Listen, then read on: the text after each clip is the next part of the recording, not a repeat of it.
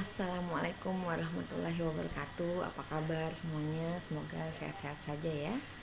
Hari ini kita akan melanjutkan pembahasan kita mengenai mata kuliah penganggaran. Nah, topik kali ini adalah anggaran biaya overhead pabrik.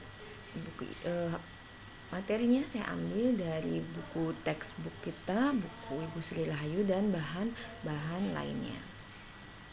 Nah, ini outline yang akan kita pelajari hari ini.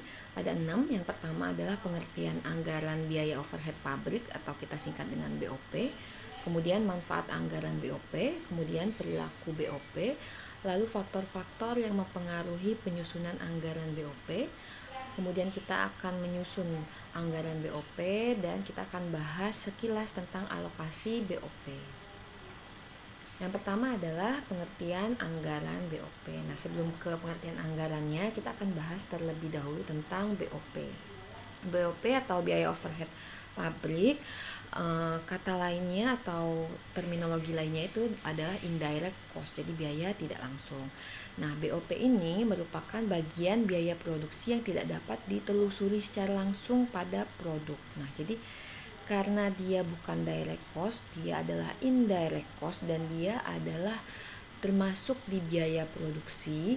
Semua biaya yang tidak bisa di tracing langsung ke satu produk selama proses produksi itu adalah indirect cost atau biaya overhead pabrik.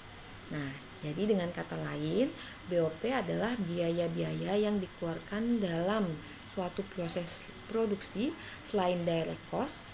Nah, di mana direct cost ini terdiri dari direct material cost dan direct labor cost. Jadi semua biaya yang bukan biaya langsung, baik itu biaya bahan baku tidak langsung maupun biaya tenaga kerja tidak langsung, dan biaya indirect cost lainnya selain biaya bahan baku tidak langsung dan biaya tenaga kerja tidak langsung. Nah, contohnya apa? Contohnya itu adalah biaya bahan pembantu. Nah, biaya bahan pembantu ini dia itu merupakan salah satu biaya bahan baku, tapi dia tidak direct cost, dia tidak biaya langsung, dia tidak bisa di tracing langsung ke dalam produk. Misalnya apa? Misalnya kalau misalnya kita usaha furniture ya, produk kita misalnya meja. Nah, untuk membuat satu meja itu kan dibutuhkan amplas ya untuk merapikan, menghaluskan permukaan furniture tersebut. Nah, kita biasanya nggak bisa secara langsung memastikan di satu produk ini pakai amplasnya itu berapa banyak.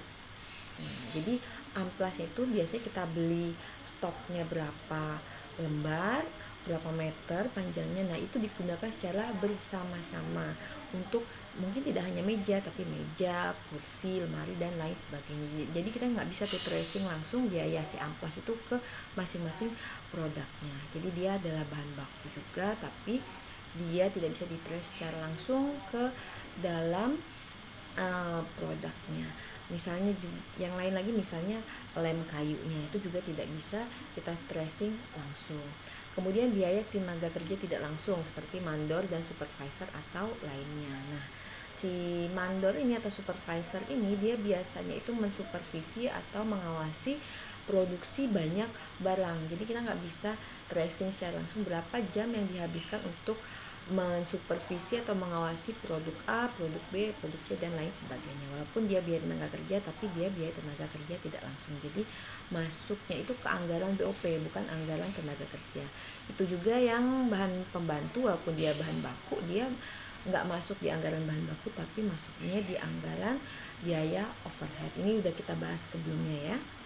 Kemudian contoh lainnya apa? Pajak bumi dan bangunan, kemudian premi asuransi, penyusutan, pemeliharaan, dan lain sebagainya. Jadi dia mendukung proses produksi tapi tidak bisa di-trace langsung ke masing-masing produknya.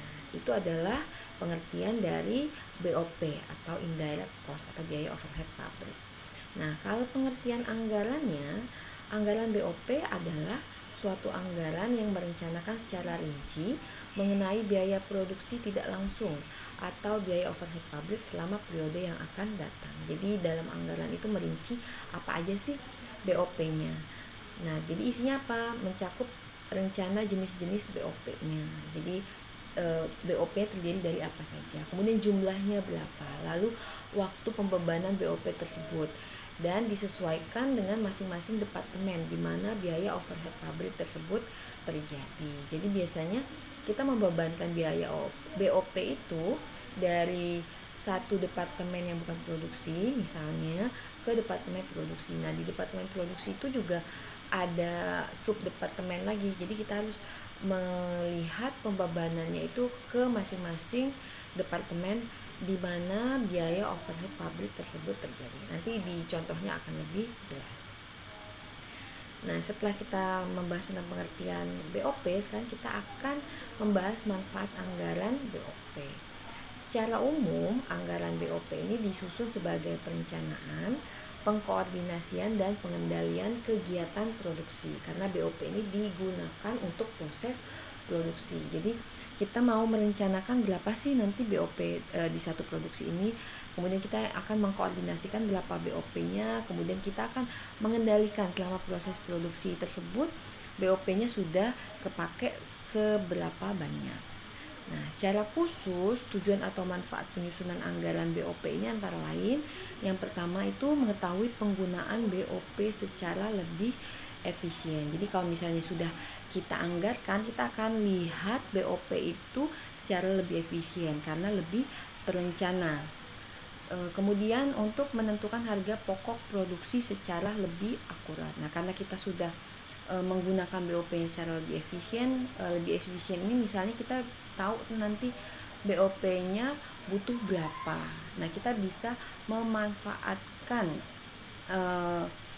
scale of ordernya. Misalnya kita mau order sampai berapa kali order supaya biayanya itu paling efisien. Jadi kan kalau kita mau order misalnya sampai di jumlah tertentu mungkin kita akan mendapatkan diskon. Dan kalau misalnya kita ordernya nggak kebanyakan, kan biasanya order kan perlu cost untuk transportasinya kan. Jadi kalau kita bisa mengalokasikan atau merencanakan BOP-nya itu sangat lebih terencana, nanti biayanya akan lebih efisien. Nah, kalau sudah efisien berarti kita bisa merencanakan atau menentukan atau menghitung harga pokok produksi itu secara lebih akurat. Karena harga pokok produksi kan terdiri dari direct material, kemudian direct labor, dan indirect cost atau si BOP ini sendiri.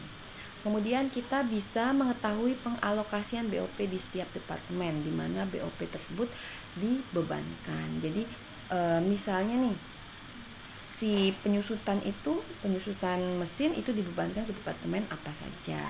Kemudian misalnya ada lagi biaya supervisor itu dibebankan ke departemen apa saja. Kemudian yang terakhir itu sebagai alat pengendalian BOP, artinya sejauh mana perusahaan mampu mengelola biaya-biaya tersebut dan merealisasikannya dalam periode tertentu yang telah dianggarkan. Jadi nanti kita lihat nih, kita udah ada rencananya atau udah ada anggaran BOP, realisasinya seperti apa. Kalau misalnya terlalu jauh dari rencana, kita perlu adanya corrective action. Jangan sampai terlalu jauh dari rencana di periode selanjutnya. Nah, kemudian kita akan membahas tentang perilaku BOP. Sebenarnya ini terkait dengan bahasan perilaku biaya. Kalau misalnya kalian sudah pernah mengambil cost accounting, jadi cost behavior itu atau perilaku biaya itu ada 3 macam. Ada yang pertama itu perilaku biaya itu adalah biaya tetap atau fixed cost. Nah, kalau fixed cost ini dia jumlahnya tidak berubah atau tetap pada berbagai tingkat produksi. Nah, BOP itu juga seperti itu. Ada yang biayanya itu tetap pada berbagai tingkat produksi. Jadi sampai tingkat produksi tertentu biayanya sama saja. Contohnya apa? Biaya penyusutan gedung, penyusutan mesin, penyusutan kendaraan, kemudian gaji pegawai bagian produksi, biaya sewa, perawatan rutin, dan lain-lain. Jadi sampai tingkat produksi tertentu, penyusutan gedung itu biayanya sama aja. Jadi kalau mau kita produksi dari 0 sampai 1 juta unit, itu penyusutan dia masih menggunakan gedung yang sama. Jadi biaya penyusutannya mau kita produksi 100.000, 10.000, mau kita produksi sampai mentok di 1 juta unit, biayanya tetap sama saja. Nah, kemudian yang kedua itu adalah biaya variabel atau variable cost. Jadi kalau biaya variabel berarti jumlah totalnya itu akan berubah secara proporsional sesuai dengan jumlah produksi pada periode tertentu. Nah, untuk menghitung biaya variabel ini, tingkat kegiatan perusahaan dinyatakan dalam satuan aktivitas atau activity base seperti jam kerja langsung, direct labor hour, jam mesin langsung atau direct machine hour, kemudian jam reparasi langsung atau direct repair hour, dan unit produksi, misalnya dalam liter, kilogram, meter, buah, dan lain-lain. Jadi, walau di sini kan disebutkan bahwa BOP-nya itu perilakunya itu variabel. Nah, berarti kalau produksinya naik, biaya BOP-nya juga akan naik. Naiknya sebesar apa? Nah, kita lihat di satuan aktivitasnya atau activity base. Misalnya nih, kita menghitung BOP itu berdasarkan activity base-nya itu adalah jam kerja langsung atau direct labor hour. Jadi kalau misalnya nanti untuk kenaikan produksinya itu berapa unit, nanti berapa juga kenaikan jam kerja langsungnya atau direct labor hour. Nah, berarti nanti si BOP-nya juga akan naik proporsional dengan naiknya si direct labor hour. Ini salah satu contoh saja kalau kita menggunakan activity base itu adalah direct labor hour. Biasanya paling sering digunakan itu adalah direct labor hour. Tapi mungkin juga kita bisa menggunakan direct machine hour atau jam mesin langsung untuk menghitung BOP. Jadi kenaikannya itu kenaikan biaya variabel ini secara proporsional mengikuti kenaikan activity base-nya. Nah, kemudian ada lagi yang ketiga itu perilaku biaya adalah biaya semi variabel atau semi variable cost. Nah, ini biayanya itu jumlah totalnya berubah akan tetapi tidak proporsional dengan perubahan jumlah produksi. Kenapa tidak proporsional? Karena di dalam struktur biaya ini terkandung biaya variabel dan biaya tetap. Kalau biaya variabel kan dia kan naiknya proporsional. Misalnya nih, kalau naik 10 jam kerja langsung, 1 jam kerja langsungnya itu tarifnya adalah 10.000, berarti 10.000 dikali 10 kenaikannya, yaitu 100.000. Nah, kalau untuk yang biaya semi variabel ini, dia misalnya naik 10.000, itu misalnya ya, dia punya biaya tetapnya itu adalah 1 juta. Kemudian biaya variabelnya itu mengikuti direct labor hour itu 10.000 juga misalnya. Kalau kenaikan 10.000 unit berarti biaya overheadnya berapa? 1 juta ditambah 10 dikali 10.000, yaitu 1.100.000. Nah, kalau terjadi kenaikan direct labor hour-nya naik menjadi 20.000. Nah, naiknya berapa sih BOP ini? BOP ini naiknya tidak proporsional, langsung 2 kali lipatnya, tapi dia naiknya 1 juta ditambah yang tadi jam kerja langsungnya adalah 20.000 dikali dengan 10. Tadi jam kerjanya naiknya 20 ya, naik 20, rate-nya adalah 10.000, berarti dia 1 juta ditambah 10 dikali 20.000, yaitu 1.200.000. Jadi yang tadinya cuman 10 direct labor hour sekarang menjadi 20 direct labor hour, tapi kenaikannya tidak langsung 2 kali lipat. Nah, itu disebut dengan biaya semi variabel, naik dari 1.100.000 ke 1.200.000. Setelah membahas perilaku biaya, kita akan ke topik selanjutnya,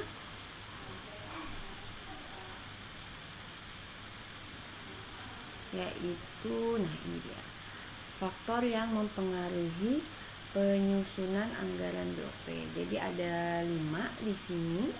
Yang pertama itu adalah anggaran unit yang akan diproduksi, terutama yang berkaitan dengan kualitas dan kuantitasnya. Jadi kita harus tahu nih berapa unit yang akan kita produksi. Nanti akan mempengaruhi berapa activity base-nya, kemudian berapa anggaran BOP-nya.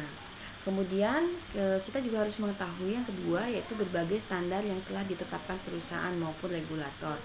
Seperti misalnya standar pemakaian bahan pembantu, kemudian pemakaian listrik demi efisiensi biaya listrik, kemudian pemakaian maksimal bahan-bahan kimia dalam produksi obat-obatan dan lain-lain. Jadi kita harus mengikuti regulasi dari pemerintah, juga kita harus mengikuti kebijakan perusahaan untuk mendapatkan biaya yang paling efisien.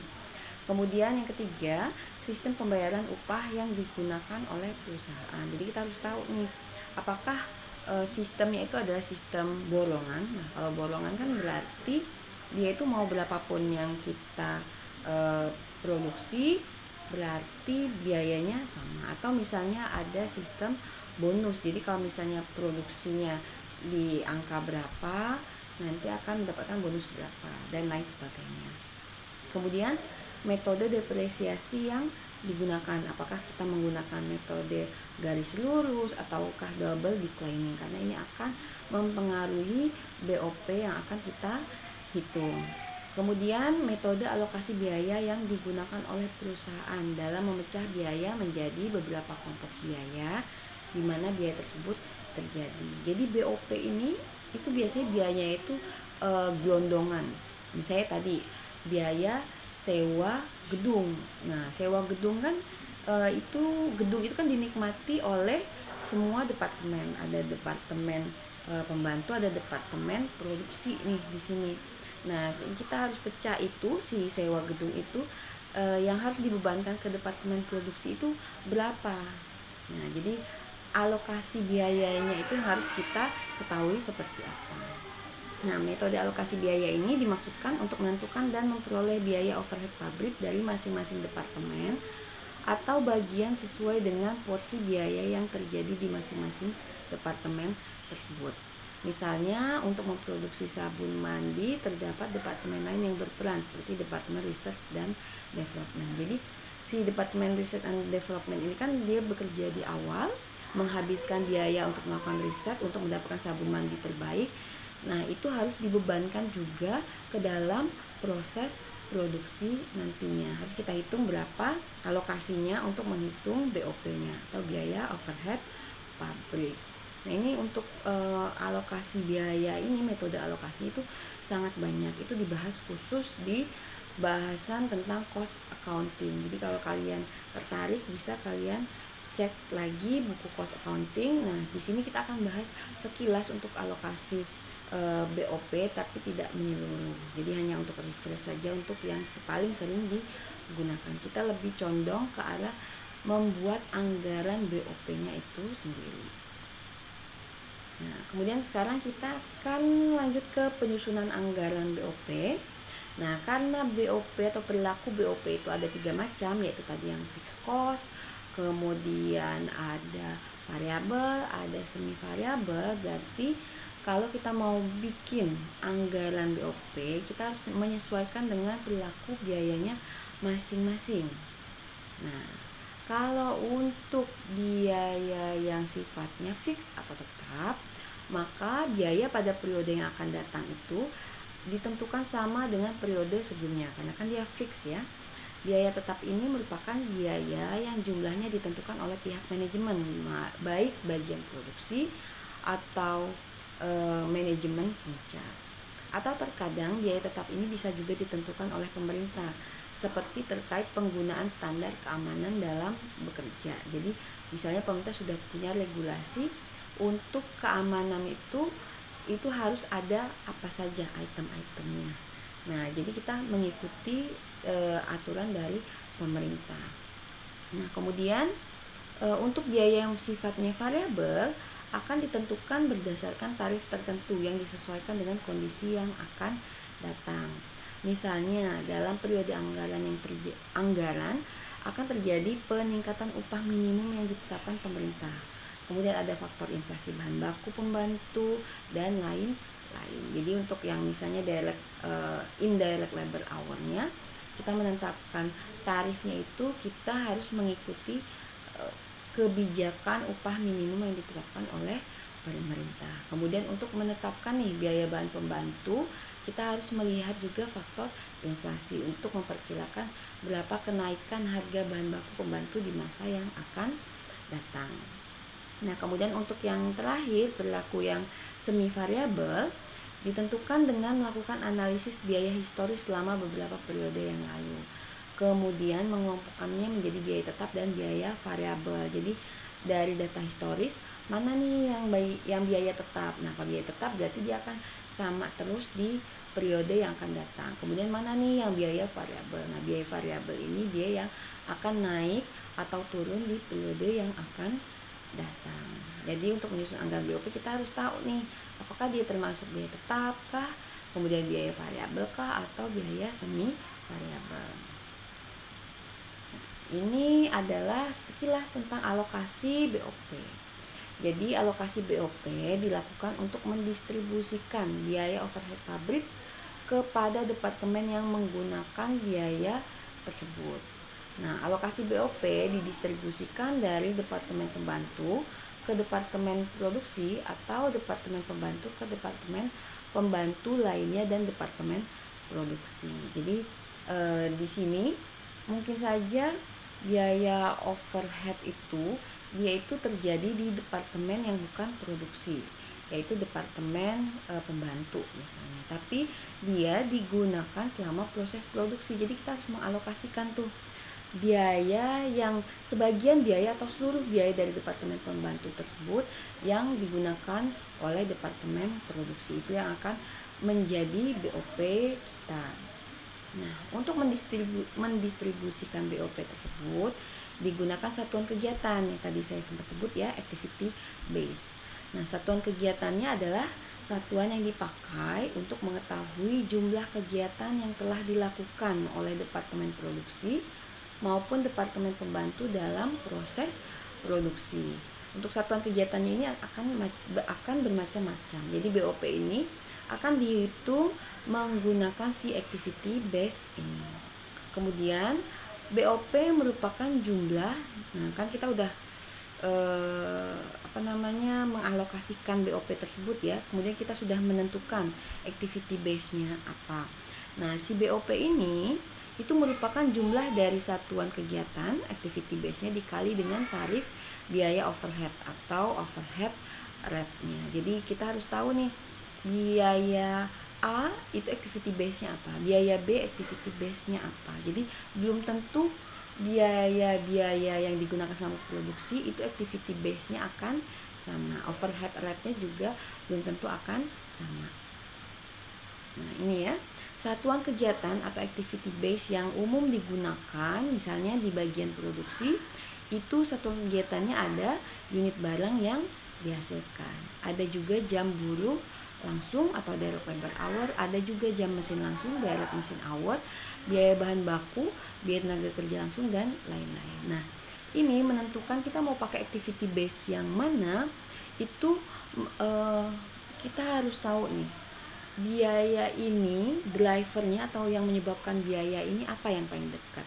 Misalnya kita menggunakan mesin tertentu ya untuk berproduksi. Nah, mesinnya digunakan secara bersamaan. Nah, berarti kita merasa yang paling dekat atau yang paling menjadi driver biaya mesin tersebut adalah direct mesin hour. Nah, berarti activity base kita adalah si direct mesin hour. Nah, kemudian kalau misalnya kita merasa yang paling menjadi driver untuk satu biaya itu adalah direct labor hour, nah berarti activity base kita adalah direct labor hour. Jadi tergantung kira-kira siapa sih driver atau siapa sih yang menyebabkan biaya ini, terdekatnya apa. Kemudian untuk bagian pembantu atau jasa, biasanya activity base-nya itu ada yang jam reparasi langsung, ada kilowatt hour, ada nilai pembelian bahan baku untuk bagian pembelian, kemudian ada jam tenaga kerja untuk bagian umum dan administrasi pabrik. Jadi di sini kita mau cek nanti misalnya untuk bagian pemeliharaan itu kan dia digunakan juga selama proses produksi, ada yang maintenance berkalanya kan. Nah, di sini berapa nih yang harus kita bebankan ke BOP-nya. Nah, mungkin kita akan menggunakan direct activity base, yaitu adalah jam reparasi langsung atau direct repair hour. Nah, sekarang kita akan masuk ke contoh penyusunan anggaran BOP.